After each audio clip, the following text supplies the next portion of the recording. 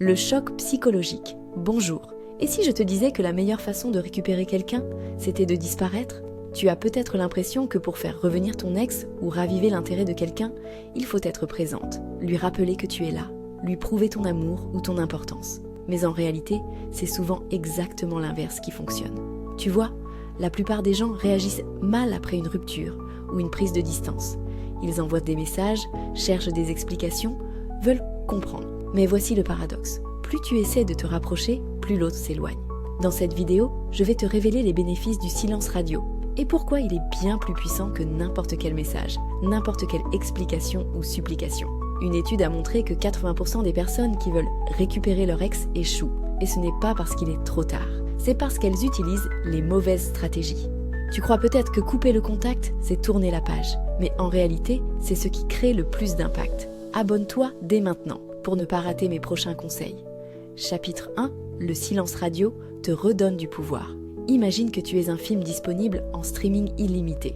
Tu es toujours là, accessible, prête à être consommée à tout moment. Mais si ce film disparaît du catalogue, soudainement, tout le monde veut le voir. C'est exactement ce qui se passe dans une relation.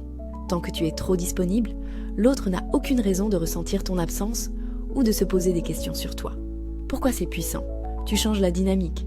Au lieu d'être celle qui attend désespérément, tu deviens celle qui pourrait partir définitivement.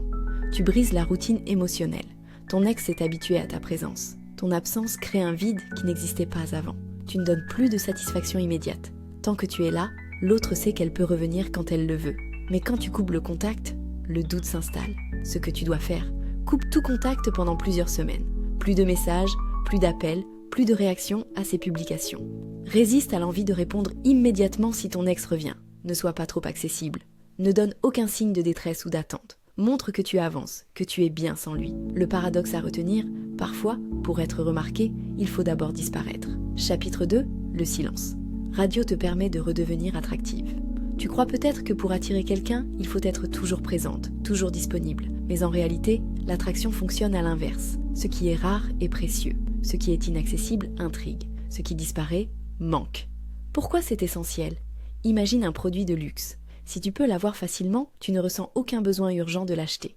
Mais si ce même produit devient une édition limitée, introuvable, soudainement, tout le monde le veut. C'est pareil en amour. Si ton ex sait que tu es là, disponible, en attente, alors il n'a aucune raison de se poser des questions sur toi. Mais si, tout à coup, tu cesses d'être accessible, son cerveau va naturellement se focaliser sur ton absence. Ce que le silence radio déclenche dans son esprit, l'intrigue et le questionnement. Pourquoi tu n'envoies plus de messages ? Tu es passé à autre chose ? Le doute. Et si tu rencontrais quelqu'un d'autre ? Et si tu avais enfin compris que tu mérites mieux ? La nostalgie. Les bons souvenirs commencent à remonter car il ne peut plus te contacter aussi facilement. Ce que tu dois faire, ne cherche pas à prouver ta valeur. Ta valeur se voit dans ton absence et ton détachement. Reprends des activités qui te rendent vivante. Sport, sortie, passion. Montre que ta vie ne tourne pas autour de lui. Projette une nouvelle image de toi. Publie subtilement sur les réseaux des moments de vie qui montrent que tu es bien, sans en faire trop. Quand tu n'es plus une option évidente, tu redeviens une personne désirable. Chapitre 3. Le silence. Radio inverse. Les rôles. Avant, c'était toi qui courais après l'autre, toi qui cherchais des réponses, toi qui espérais une réaction. Mais avec le silence radio, tout change. Pourquoi c'est un levier psychologique puissant ? Image choc. Imagine un chat qui joue avec une balle attachée à une ficelle. Tant que la ficelle est tendue, il s'en fiche. Mais si on relâche la ficelle et que la balle s'éloigne, soudainement, il veut la récupérer. C'est exactement ce qui se passe quand tu cesses d'être dans l'attente. Au lieu de chercher à récupérer l'autre, tu deviens la personne qu'il ne veut pas perdre. Ce qui se passe dans sa tête, il commence à se demander pourquoi tu es silencieuse. Tu es fâchée ? Tu es passée à autre chose ? Le manque commence à se faire sentir. Avant, je pouvais te parler quand je voulais. Mais maintenant, il ressent le besoin de tester si tu es encore attaché. C'est souvent à ce moment-là que l'ex envoie un message anodin, juste pour voir ta réaction. Ce que tu dois faire, ne te précipite pas pour répondre. S'il envoie un message, attends avant de réagir. Ne montre pas trop d'enthousiasme. Une réponse trop rapide prouve que tu étais encore en attente. Reste mystérieuse. Plus tu en dis peu, plus il voudra en savoir plus. Le paradoxe à retenir, celle qui est le moins attachée dans une relation est celle qui contrôle la dynamique. Le déclic final, le silence radio, ce n'est pas juste une stratégie pour récupérer quelqu'un. Ce n'est pas un simple jeu psychologique pour inverser les rôles ou créer du manque. C'est bien plus que ça.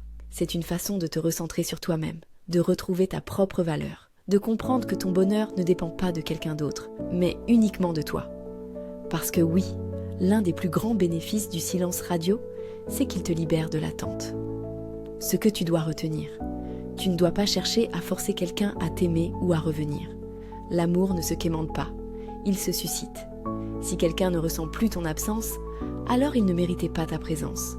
Le vrai but du silence radio, ce n'est pas de récupérer l'autre, mais de te récupérer toi-même.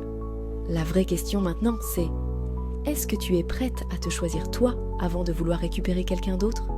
Dis-moi en commentaire, as-tu déjà essayé le silence radio? Quel résultat as-tu obtenu? Abonne-toi pour ne manquer aucune de mes vidéos. Parfois, la meilleure réponse, c'est de ne rien dire, parce que c'est dans le silence que les choses les plus puissantes se produisent. À très vite dans une prochaine vidéo.